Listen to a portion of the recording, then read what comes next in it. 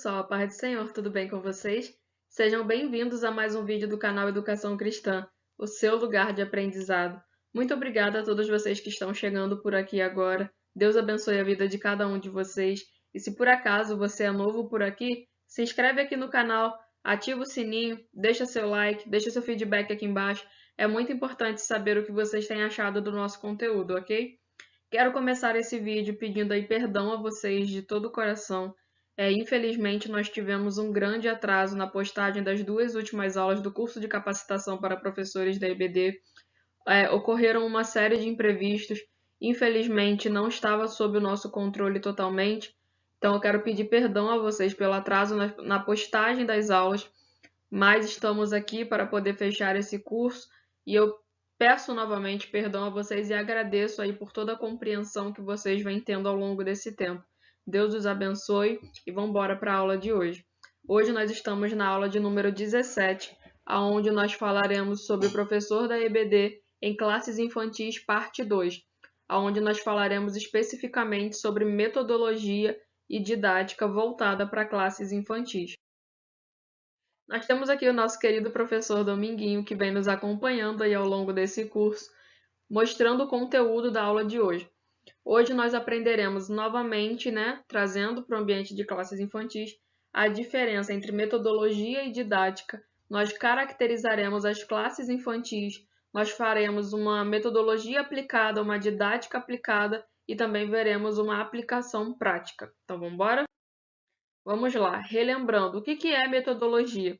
Metodologia é o campo que estuda a forma com que o conhecimento é produzido. Ela compreende todas as ferramentas que os educadores utilizam para transmitir os seus conhecimentos aos alunos. Então, metodologia está relacionada a método, a ferramenta. Como eu passo o conhecimento? Que meio eu vou usar para poder passar esse conhecimento? Enquanto isso, a didática ela consiste na análise e desenvolvimento de técnicas e métodos que podem ser utilizados para ensinar determinado conteúdo para um indivíduo ou grupo. A didática faz parte da ciência pedagógica, sendo responsável por estudar os processos de aprendizagem e ensino. Então, didática está relacionado a como aquele conteúdo teórico vai impactar a vida do meu aluno. Qual recurso didático eu vou usar para trazer uma aplicação prática do conteúdo que eu estou ensinando através do meu método de ensino. A gente vai ver isso de uma forma um pouquinho mais clara mais à frente, ok? Então vamos lá. Vamos caracterizar agora as classes infantis. Nós já viemos aí numa série de vídeos caracterizando cada classe, porque o professor precisa se adequar à sua classe. Cada classe é única, cada turma é única, e o professor, embora seja um só, ele tem a necessidade de se adaptar à sua classe. É por isso que a gente teve aí as nossas primeiras aulas falando da questão da mediação, falando da importância de conhecer a cultura, a bagagem dos seus alunos, e agora nós vamos caracterizar as classes infantis. Vamos lá.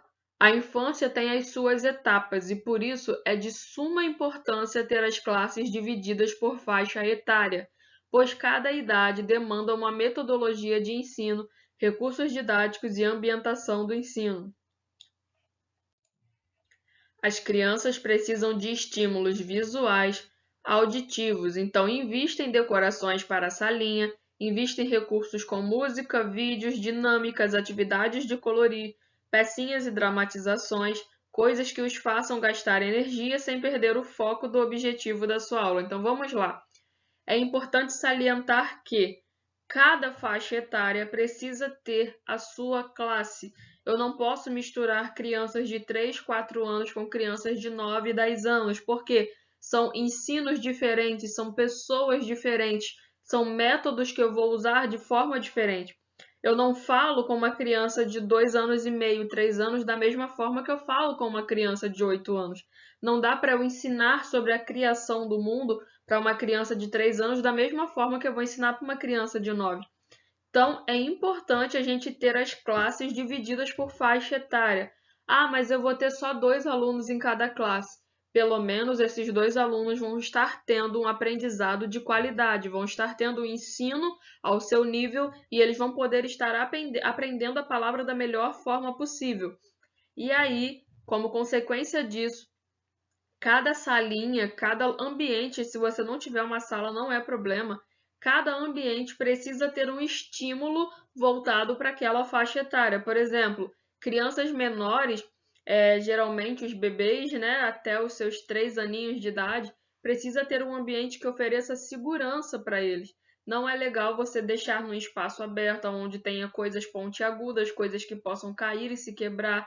Então tome muito cuidado. Se você tiver uma salinha, coloque aí tatames pelo chão da sala, porque se eles caírem, eles vão estar aí seguros no emborrachado que vai ter no chão. Coloque aí peças que estão ao alcance deles, mas que não vão machucá-los. E também figuras e também ilustrações, bichinhos, decoração. Invista em estímulo visual voltado para cada faixa etária. E isso se aplica também a crianças maiores. Invista em recursos didáticos, é quando nós falaremos mais sobre isso no final da aula, como músicas, vídeos, dinâmicas, atividade de colorir, pecinhas e dramatizações, coisas que façam as crianças gastar energia sem perder o foco da sua aula. Lembre-se, EBD não é para a criança ir só para brincar. Ela pode brincar enquanto aprende, mas não negligencie o seu chamado. Ensine, mesmo que você use uma brincadeira para ensinar, mas lembre-se de reforçar e de levar a sério o ministério também infantil. Agora nós falaremos sobre alguns métodos conhecidos aí do ramo da pedagogia, do ramo do ensino, e eu quero já destacar que o objetivo do nosso curso não é aprofundar em cada método. Eu quero te dar um geral de cada método e você vai avaliar aí qual que melhor se aplica à sua realidade. Caso você queira se aprofundar em algum método, você pode estar aí acessando o Google e outras plataformas de pesquisa para poder estar se aperfeiçoando. Mas aqui no nosso curso eu vou estar apresentando para vocês de forma geral as características principais de cada método, ok? Então vamos lá agora para o primeiro método que nós aprenderemos, que é o método montessoriano. Montessori propõe estímulos para liberdade, individualidade e criatividade. Para isso, a interação com o ambiente é fundamental. Assim, os materiais das aulas e os brinquedos devem permanecer acessíveis às crianças o tempo todo. Os pequenos podem manifestar seus interesses de maneira espontânea, com respeito ao ritmo individual de cada criança. Os estímulos sensoriais também são essenciais, visto que Montessori considerava que o intelecto está relacionado à experimentação. Então, em suma, o método montessoriano consiste no quê? Deixar objetos ao alcance das crianças, deixar que elas participem, que elas usem aí as suas partes sensoriais, seja a audição, seja a visão, o tato, que elas usem os seus métodos aí, seus sensores, né, os seus 5 sentidos, para elas poderem aprender enquanto participam do ambiente que as cercam. Aqui eu botei para vocês alguns exemplos, olha só, uma classe menorzinha de bebês, a gente vê, ó, que tem bichinhos ao alcance das crianças, a gente vê que tem brinquedos ao alcance das crianças, a gente vê, ó, que tem um menininho aqui numa barra. A gente só tem que tomar cuidado com o tipo de objeto que você vai deixar ao alcance das crianças. Cuidado com pecinhas pequenas, coisas que podem machucar, coisas que elas podem levar à boca, engolir, se machucar. Então tenha muito cuidado com isso. E quando a gente vai falar de classes maiores, reparem que aqui a gente tem crianças um pouco maiores e a gente tem, ó, uma série de objetos ao alcance delas, aonde elas podem pegar e participar. Ah, então quer dizer que a aula vai ser cada um aprendendo o que quer? Não, você é o professor, você guia essa aula, mas as coisas ficam ao alcance dos seus alunos, eles têm autonomia para poder tocar, sentir, um ensinar para o outro, um falar com o outro, trocar conhecimento enquanto eles experimentam, né? Enquanto eles sentem, fazem essa interação relacionada à experimentação. Montessori acreditava que o aprendizado acontece enquanto a criança, enquanto a pessoa experimenta. Então, vamos lá. O próximo método é o método ativo, onde tem como base o protagonismo do aluno, ou seja, o processo de ensino-aprendizagem é focado totalmente na experiência do estudante. Algumas características deste método ativo pode ser sala de aula invertida, onde o aluno assume a posição de tutor, de professor, e ele ensina. Então, o aluno pode estar explicando um tópico, você pode escolher um aluno para poder ministrar uma aula. Tudo deve ser alinhado certinho. O ensino ele pode ser híbrido, você pode começar aí dentro da EBD e depois dar uma parte online, ou você pode estar levando para um ambiente fora do templo, tudo alinhado com a sua liderança, tudo programado com a autorização dos pais. A gamificação, onde eu tenho a utilização de jogos para poder aí trazer um estímulo maior dos meus alunos. A cultura maker, que está relacionada a projeto, onde os alunos produzem aí, seja maquete, seja produzir um protótipo de alguma coisa, de forma que eles experimentam, e isso está linkado aqui com a aprendizagem por projetos, de forma que eles experimentem, de forma que eles façam isso e eles aprendam enquanto fazem. Isso é muito usado no ambiente escolar, porque tem laboratório, tem isso, tem aquilo. Como trazer isso para a EBD? Como eu disse, a gente pode estar aí elaborando uma aula específica para aquela situação. Por exemplo, se eu vou falar de ação social na minha lição, eu posso elaborar uma ação social para de fato fazer com os meus alunos. Se a minha aula aborda o assunto de oração, eu posso estar vendo aí alguma forma de trazer isso de forma mais prática, onde os meus alunos vão participar ativamente desse processo de aprendizagem. Outro método é o método freiriano, que ela é baseada no ideal de educação de Paulo Freire, onde o educador acreditava que a consciência crítica e a autonomia deveriam ser centrais no ensino. Dessa maneira, o professor ele aprende enquanto ensina e a escola se torna um espaço colaborativo de construção de conhecimentos. Assim, o professor é mediador do processo educativo. Então, o método freiriano consiste aí na concepção de que o professor é mediador e ele ensina e aprende com os seus alunos. O método construtivista, ele defende que o conhecimento é construído e não adquirido, ou seja, não é uma coisa que eu falo, eles escutam, absorvem e beleza, aprendeu. Não, ele é construído. O aluno aprende a aprender, ou seja, eu vou dar a ele ferramentas para que ele desenvolva um pensamento crítico, para que ele desenvolva, então é assim, então quer dizer que é isso. E as experiências práticas são muito relevantes para essa proposta pedagógica. Como que isso se dá? Os educadores devem incentivar os estudantes a aplicarem os seus conhecimentos. E no que se refere às avaliações, não existe resposta certa e errada. É importante que se leve em consideração o raciocínio do aluno para que se possa pensar coletivamente.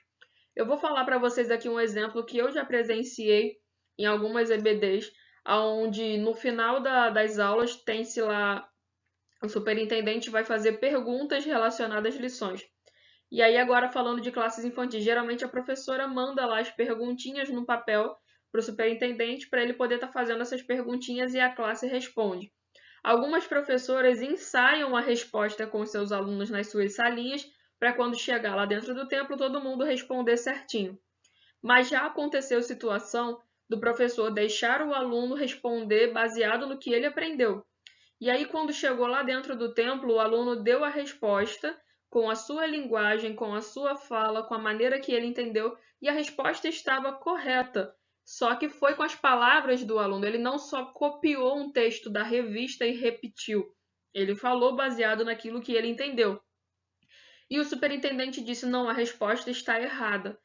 Por quê? Ele queria uma cópia do que estava escrito no papel.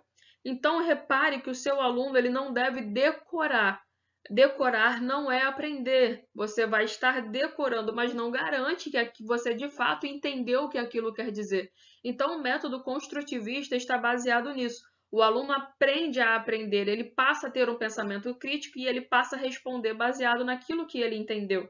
Se ele entendeu errado, você tem a função aí de ajudá-lo a chegar na resposta correta, mas você deve avaliar a linha de raciocínio que ele teve para poder chegar naquela resposta. Então, não boicote o seu aluno de cara porque ele não usou a mesma palavra que está escrita na revista. Avalie a linha de raciocínio dele, ok? Para você também não boicotar, não trazer aí um desânimo, já que às vezes é difícil a gente ter a interação dos alunos. Agora nós vamos falar um pouquinho do método Waldorf, aonde ele considera que os primeiros 7 anos de vida são fundamentais para o desenvolvimento humano. A pedagogia de Waldorf é ancorada em 3 princípios: pensar, querer e agir.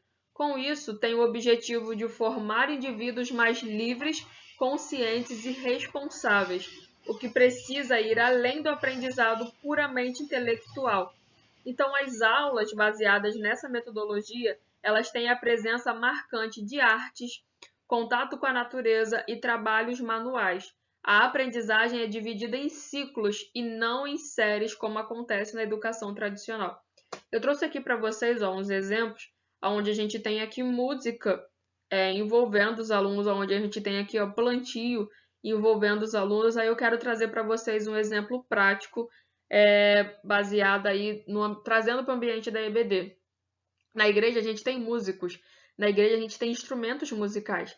Então, que tal você pensar aí numa das suas aulas, você convidar o violonista da sua igreja para participar da sua aula e cantar um louvor com os alunos que tem a ver com a lição? E se você tem algum aluno que estude música, que saiba tocar algum instrumento, por que não trazer um pouquinho de música para a sua aula de modo que seus alunos participem? Ah, meus alunos não sabem tocar nenhum instrumento. Trazer aqueles instrumentos de percussão, um pandeirinho de ritmo, uma maraca, um triângulo. Então, para você ver aí a participação ativa dos seus alunos. Ah, nossa aula vai falar sobre criação. Que tal a gente levar os nossos alunos para um espaço que tenha terra e a gente plantar aí algumas sementes de algumas coisinhas? Que tal a gente fazer uma hortinha em algum canto da igreja? São N situações que você pode estar aí pensando, usando a sua criatividade e trazendo para o ambiente da EBD. Você não precisa se fechar numa metodologia apenas. Cada aula você pode usar uma metodologia diferente, aquela que melhor funcionar com seus alunos. Você precisa testar e ver qual que melhor eles absorvem, qual que melhor eles aprendem, ok? E aí agora nós vamos ver aqui alguns recursos didáticos. Como que eu vou aplicar o que eu vou ensinar e como que eu vou engajar o meu aluno? Essa é a pergunta que você deve fazer quando você vai pensar em didática. A gente tem aí como recurso didático quadro negro ou branco, giz ou canetão, apagador, giz de cera, canetinha, lápis de cor, vários tipos de papel, já que a criança, né, tem a parte sensorial, a parte de colorimetria, aparelho de som, filmes e vídeos, câmera, computador com projetor, jogos. Já pensou em colocar seus alunos para gravar um mini filme, para fazer um vídeo, uma pecinha baseada aí numa lição? São N coisas que você pode estar fazendo de trazer seus alunos para participar mais das suas aulas. Agora nós vamos aqui para um exemplo prático para a gente poder estar vendo como que a gente vai aplicar essas metodologias aí. Eu tenho aqui 3 classes infantis, onde eu tenho 5 alunos em cada uma delas, e as faixas etárias são 3 e 4 anos, 5 a 7 anos e de 8 a 10 anos.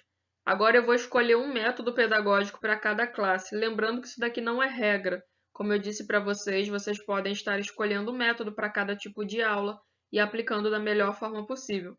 Mas aqui eu vou caracterizar as salinhas, como as salinhas vão se dar com a melhor metodologia. Para as crianças menores, eu vou usar aqui o método montessoriano, onde eu vou deixar itens de fácil acesso para poder estimular a parte sensorial dos meus alunos. Para as crianças aí de meia faixa etária, as de 5 a 7 anos, eu vou estar colocando aqui o método Waldorf, onde eu vou ter o contato com a natureza. E aí, para as crianças maiores, eu vou ter o método construtivista, aonde eu vou colocar atividades que solte a imaginação dos meus pequenos. Então, veja isso, daqui é só um exemplo prático, você pode avaliar da melhor forma possível, ok? E aí, uma coisa que não pode faltar nas nossas aulas é a necessidade da gente falar da questão da adaptação. Seja um professor camaleão, seja uma professora camaleoa. Por quê? Uma mesma aula, com o mesmo tema, não será igual se ministrada em turmas diferentes. Conheça seus alunos, adapte-se a eles e coloque a sua personalidade em sua aula. Não seja uma xerox de qualquer outro professor. Seja autêntico, peça inspiração ao Espírito Santo e renda o seu melhor. E aí, um versículo para a gente fechar a nossa aula de hoje é: eduque a criança no caminho em que deve andar, e até o fim da vida não se desviará dele. Provérbios 22:6. Deus abençoe a sua vida, fique com Deus e até a próxima aula. Tchau, tchau!